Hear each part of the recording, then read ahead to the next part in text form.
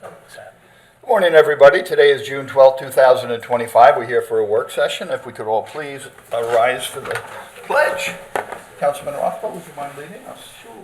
I pledge allegiance to the flag of the United States of America and to the republic for which it stands, one nation, under God, indivisible, with liberty and justice for all. Thank you, sir. Thank you.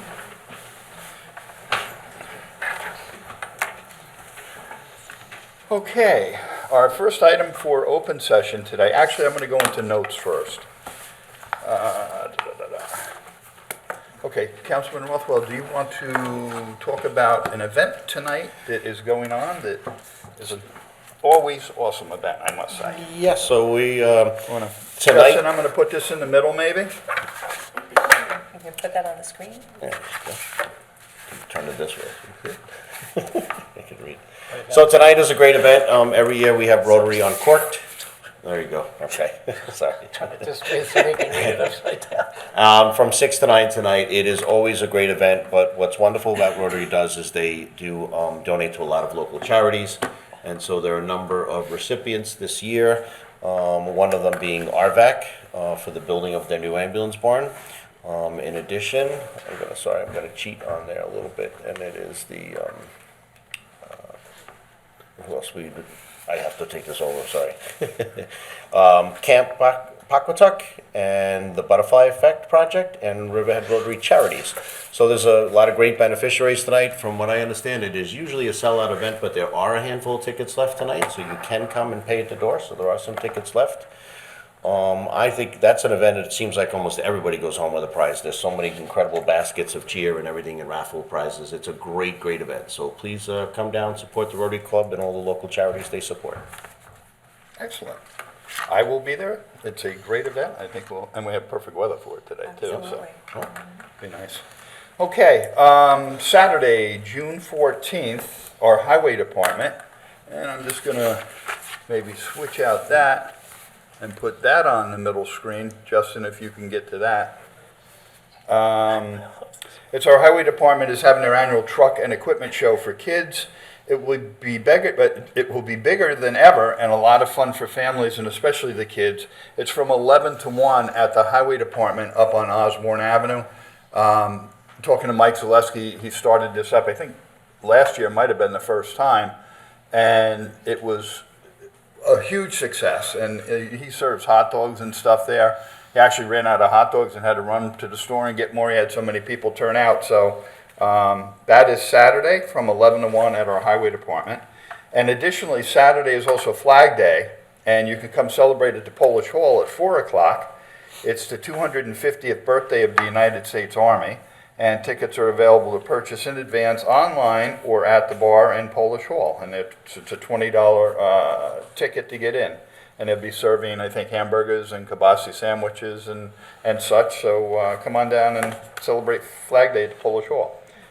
Sunday, June 15th, happens to be Father's Day. So remember all those special fathers in your life, whether it be a grandfather or an uncle or an older brother or whoever has performed a role of father for you. Enjoy and celebrate. And Halleckville on Sunday also has their annual barn sale. That's going on from 10 a.m. to 6 p.m. And that's always an interesting event also up on Sound Avenue. So a lot of stuff going on this weekend. Let's hope Mother Nature cooperates a little bit, because I think she's threatening not to a little bit this weekend, but we'll see. Hopefully we get through it and we'll be able to have all these events and enjoy the weekend. Okay. Item number 1 that's up for open session, it's matters surrounding possible change to Chapter 289-10, parking on Youngs Avenue, and that will be with PILO and Howard. Come on up, folks.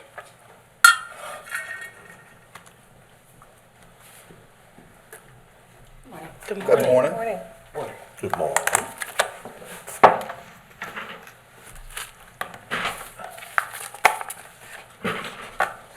Okay, so in recent months, we have been getting some complaints about the parking situation between East Meadow Road and Osborne Avenue on Youngs Avenue. the main issue is that vehicles are parking on both the northerly and the southerly side. So it's creating a bit of a hazard when buses come through, or really any car, because there's no visibility on either side. I believe there is some kind of signage there already, but it's not reflected in the code. Under 28910, there is a section where, it lists the locations that where parking, standing, stopping is prohibited. So we would just be splicing that in. Okay. Yeah, it is posted on the one side of the road, but I was informed that it's not codified, so we really can't enforce it. So this will make no parking on both sides of the road, and it will be codified, correct? Yeah, so we brought this to code revision on Monday, and initially the thought was for it to be the entire length, but in the course of the discussion, we noted that there were some residential areas farther down the road. So we were thinking between East Meadow Road and Osborne Avenue, Okay. and, That would be yeah, so. those two markings So there. between East Meadow Road and Osborne Avenue on the southerly side, and then, Mark and pass it. Thank you. and then, so it was brought to our attention by engineering this morning that Crown has some parking area in front of their property, right up to the fence, which right now, we need to confirm which portion of it is the roadway and which portion is their Okay. property. Obviously, they can park on their property. So as to the northerly side, that language may just be amended to specifically state truck parking. No truck parking, Right. okay. So if they have their worker passenger vehicles parking head in there, I think as they've done in the past, as long as they're not out in the roadway, I think that's what we'd be looking to make sure that they're not going to get tickets for. How quick can we do that, Or can we get this? Well, we can do, we have a resolution ready to go for a publish and post on Tuesday, and then we would hold the public hearing on July 1st, and then we could do an adopt. We could technically do an adopt at the July 1st meeting if there's no substantial Okay. comment on the code. If that is something the board's interested in doing, we can discuss that, headed towards the July 1st meeting. But typically, we would do the adoption at the following meeting, so the second July meeting. Yeah, I mean, my recommendation, I hope that we can get it done on the first, only because I've been getting complaints for the last 6.5 weeks. And I think we owe it to the residents to just get it done. Seemed to have been like a sudden, we discussed it at a traffic safety meeting, and, and they brought in videos and pictures and so forth, and I know that I've been up there, I know Councilman Kern's been up there a number of times, but this is all prior to the fire, so the Right. Yeah. fire aside of all things, there seemed to be a sudden uptick of like heavy tractor trailers and so forth lining up on there, and you can't see beyond them, so it is a very dangerous situation. Since it's a safety issue, does it have to go to a public hearing? Yes, yeah. It's a code amendment, so we do need to put it to a public hearing. That being said, I don't anticipate it's- any push against it, so we yeah, should be able to so go right if through. if it's a matter of urgency, and again, there's no substantial comment or significant changes that the board wants to see the code amendment that we have on for the public hearing, we could close the public hearing at the conclusion. We'd be foregoing our usual but not legally required 10-day written comment requirement, and we could have a resolution prepared that would adopt the code that day. Okay. I think we should do that. I'm also working with the chief to set up some enforcement on the big trucks that are going up there, because some of them are coming out of Crown and going west on Youngs Avenue, which they're not allowed to do. The truck traffic has to come from Osborne, and it's only allowed, I want to say, somewhere around 1,300 feet or so up Youngs Avenue just to get to Crown. So And now Patriot, same thing. But when they come out, they've been turning and going up to Toomey, and that's a no-no, because those roads are not load rated for those trucks. And there are this very Heavy. sharp curves within Yes. there, and if you have a car coming the other way, the tractor trailers are on both sides of the road trying to maneuver those turns. But then if they go east on Youngs to Osborne, They go up, they go south on Osborne, and then they shoot north on Mill Road, which again is it's a weight-laden road that you can't take these trucks on.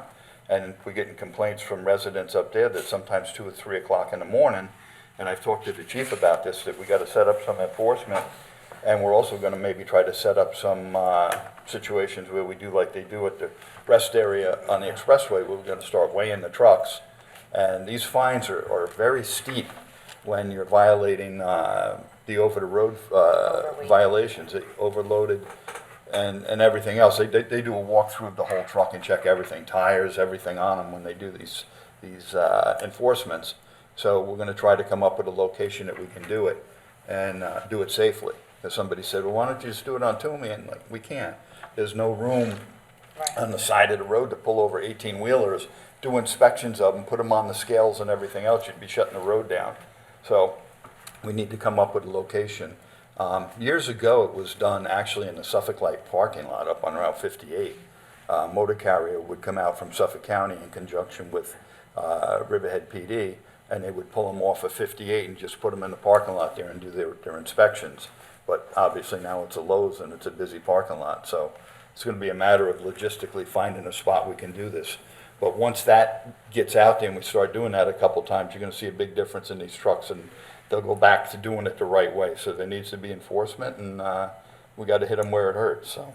Well, and we can also send notification to Patriot and Crown. Yes. About the weight limits headed west on Youngs Avenue and requiring all truck traffic to be traveling, or all outgoing truck traffic to go east on Youngs Avenue and then Osborne to Route 58. Yes, correct.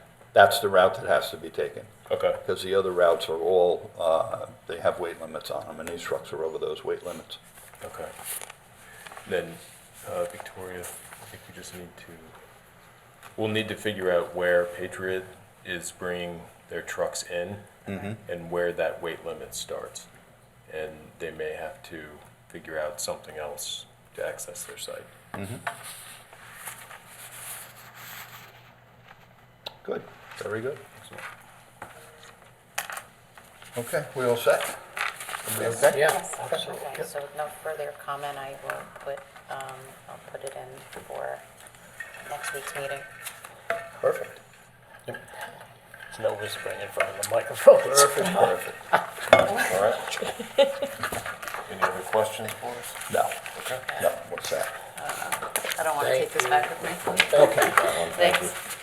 All right, the last item we have for open session today are matters surrounding Riverhead in Action video regarding a farm tour of local farming operations.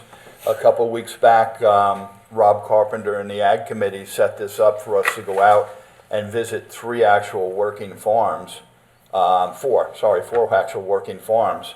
And it was a variety of agriculture, from cannabis to growing inside in the container, vertical farming. Vertical, yeah. Vertical farming. So it was very interesting. We had a great day. We learned a lot of stuff, and a lot of stuff that I had no idea was going on, honestly, in the town of Riverhead, and with the edible greens that they were growing and edible flowers. And, yeah, copper crest, yeah. Yeah, that was incredible. I had no I had no idea that idea they would. that was in there. I knew they were doing something agricultural like in there, but I didn't realize quite what it was until we went on the tour. So it was very interesting. So, Justin, if you want to go ahead and roll that. Hey, this is Tim Hubbard, supervisor of the great town of Riverhead, and you're watching Riverhead in Action, a media campaign designed to highlight the incredible work of the 350-plus employees that comprise Riverhead's 26 departments and sub-departments, town events, projects, job openings, local businesses, and other town happenings. I hope you find this informative and enjoyable, and thank you for watching Riverhead in Action.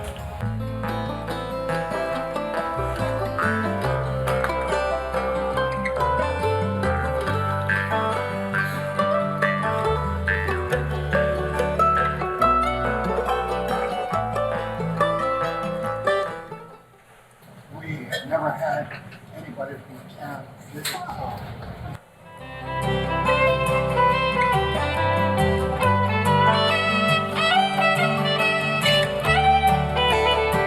pictures don't do this place justice. The incredible color inside the greenhouses here was absolutely amazing.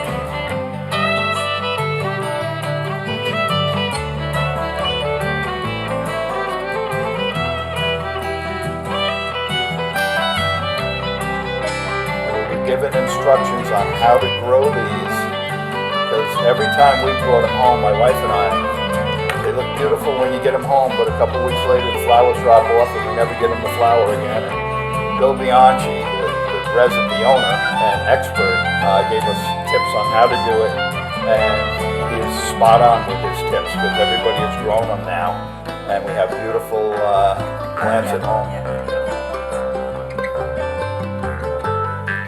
This we had to dress up in the cannabis area because you don't want any type of cross-contamination going on.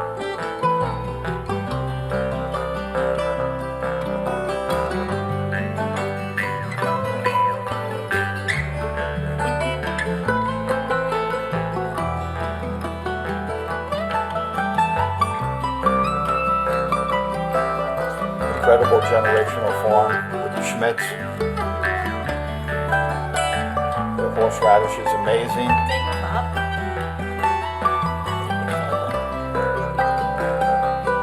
They break off these pieces off the root and then they use them again to replant them.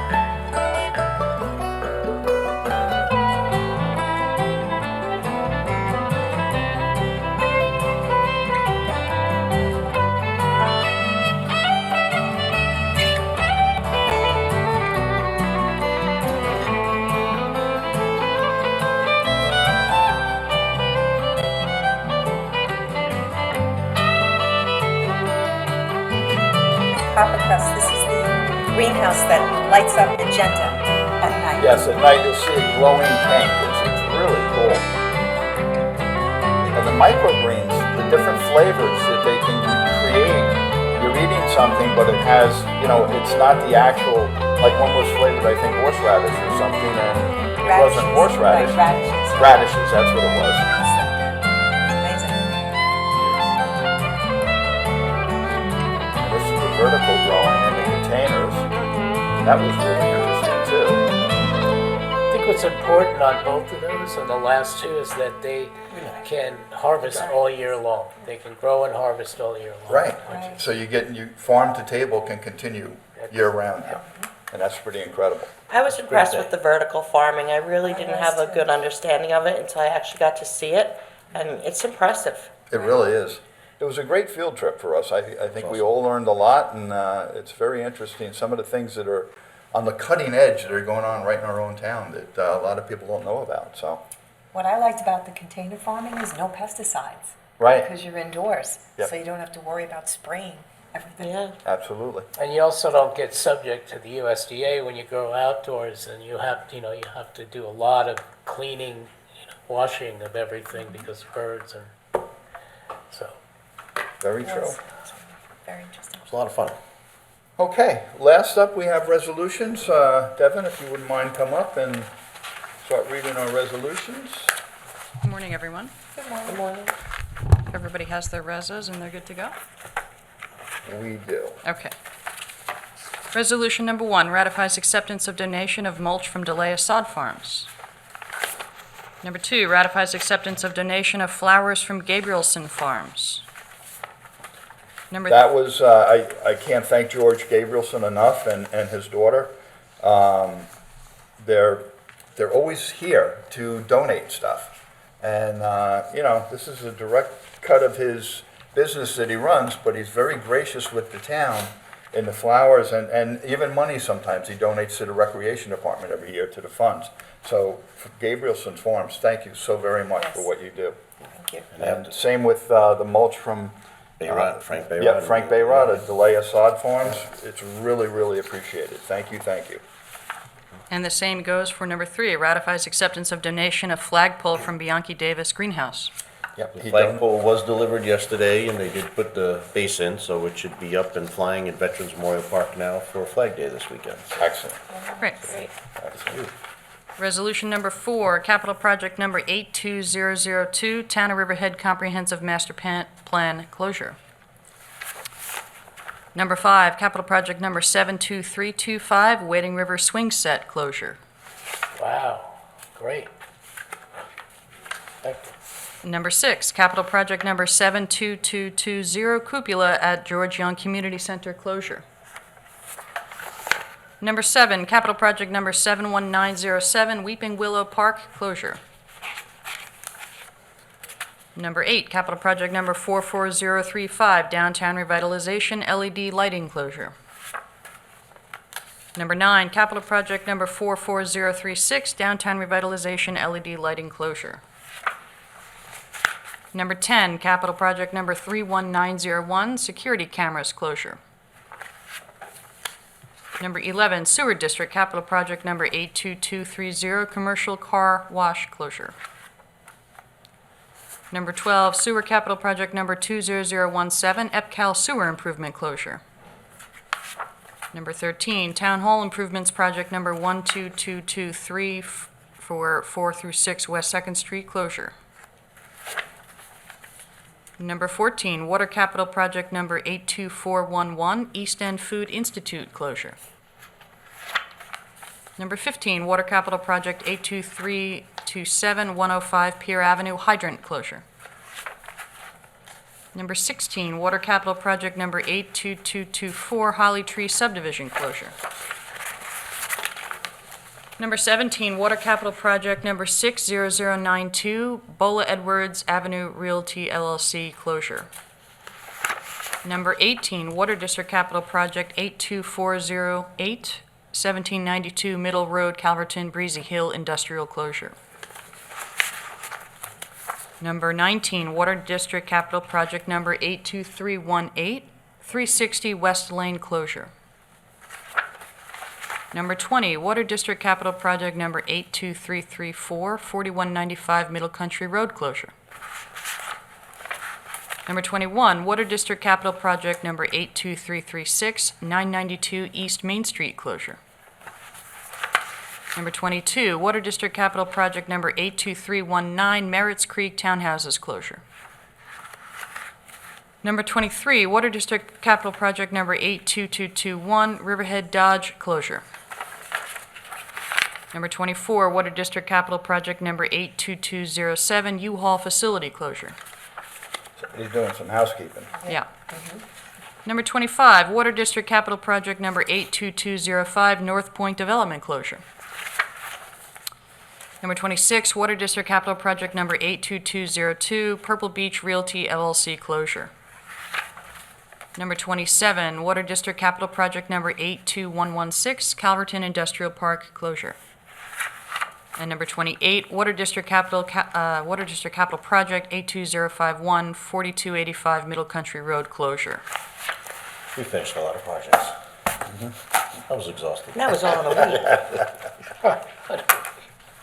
Okay, number 29, ratifies the promotion of a wastewater treatment plant operator 3A to a senior wastewater treatment plant operator 3A. Number 30, appoints new seasonal employees to the Recreation Department. Number 31, ratifies the resignation of an automotive equipment operator. Number 32, reappoints Brian Mills to serve as chairman of the Board of Assessment Review. I think we have to just double-check that. We may have to adjust this resolution. We'll confirm that for Tuesday. Okay. Number 33, approves special event, Chapter 255 application for New Beginnings Community, Inc., Harvest Fair. Number 34, approves fireworks application for Baiting Hollow Club, July 19, 2025. Number 35, designates a parcel at 48 Willow Street, Suffolk County Tax Map Number 600-87-1-14, located in the town of Riverhead as open space. Expends community preservation funds pursuant to Town Law 64E in the amount of $75,000, and approves budget transfer to restore trust and agency funds designated for wetland restoration and remediation in the amount of $75,000. Number 36, authorizes purchase of dump truck for Highway Department. Number 37, awards bid for annual fire and security alarm contract. Number 38, rescinds resolution number 2025-487, rebid 203-213 East Main Street sewer improvements. This is really just an administrative cleanup matter, and actually the origin of this problem is me, because I missed an email. It was never supposed to be in the packet at the last meeting, so this is a cleanup item to rescind it. At the next meeting, I'm told it can go back in. They just have to accomplish a few more steps in the pipeline of this, and then it will be put forward again. So that has to be rescinded for now. Number 39, rejects bid for lubricants and authorizes town clerk to publish and post notice to bidders for rebid of lubricants. Only one person responded, and we didn't like the response, so we're going to go out and try it again. Number 40, authorizes the town clerk to publish and post notice to bidders for liquid sludge removal and disposal. Number 41, authorizes the town clerk to publish and post notice to bidders for grit screen waste removal and disposal. Number 42, authorizes the town clerk to publish and post notice to bidders for sludge cake removal and disposal. Number 43, authorizes town clerk to publish and post notice to bidders for disposal and recycling of municipal solid waste. So just to clarify for folks at home, that's the waste that our B&G folks pick up from our parks and our in-house garbage. It's not the residential solid waste that you put at your curb. Correct. Number 44, adopts a local law to amend Chapter 251, Article 2 of the Riverhead Town Code titled Public Nuisances. Number 45, adopts a local law to amend Chapter 301 of the Riverhead Town Code titled Zoning and Land Development, Section 3 thereof, titled Definitions, Word Usage. Number 46, we have our purchasing director here. She's going to just kind of give you guys a little summary of what this is all about. But declares emergency and authorizes purchasing agent to enter into temporary purchasing agreement for liquid sludge removal and disposal services for sewer district. And with that, we'll turn it over to Teresa, who can speak to this more succinctly than I can. Good morning. Good morning, Teresa. So, as you know, we were notified by HUM, our engineers for the sewer district, that where we were disposing sludge cake in the state of Pennsylvania, the way we process it was no longer acceptable there. So we need to put a hold on the delivery of that product to Pennsylvania under what was the existing contract, which expires on the 20th of this month. We notified the carrier that we're using that we're not going to be utilizing that portion of the contract for the remaining period of the time. As a result, the sludge that we have is now going to remain as a liquid. We're not going to dehydrate it and send it out, so we needed to have transportation of that to the county's Bergen Point disposal facility, and we don't have a contract in place for liquid sludge removal. So we had to operate outside of the normal procurement policy and request that an emergency authorization be given so that we can use that services for the period of time until we have a new contract in place for both sludge cake and liquid sludge removal. And this is temporary. Temporary, Right. yes. Yeah, we figure it's going to be about 30 days or so until we have, maybe 60 days until we have a new contract in place for sludge cake removal. And then the new facility that we're going to be building down at the sewer district will allow us eventually to have that material be able to be disposed in Pennsylvania. Right. But in the meantime, anybody who's bidding on that will know of other resources where they can dispose of the material. Okay, All right, thank you. very good. Very well explained. Thank you.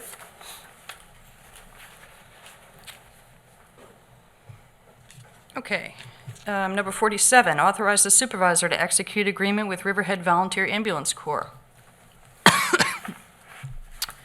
Number 48, authorizes the supervisor to execute an agreement with Family Service League regarding the Employee Assistance Program. Number 49, authorizes the supervisor to enter into an agreement with the CSEA, Zabrowski. Number 50, authorizes the supervisor to enter into an agreement with the CSEA, Smith, J. 51, authorizes the supervisor to enter into an agreement with the CSEA, Merker. 52, authorizes the Community Development Division to apply for funding through U.S. Department of Justice.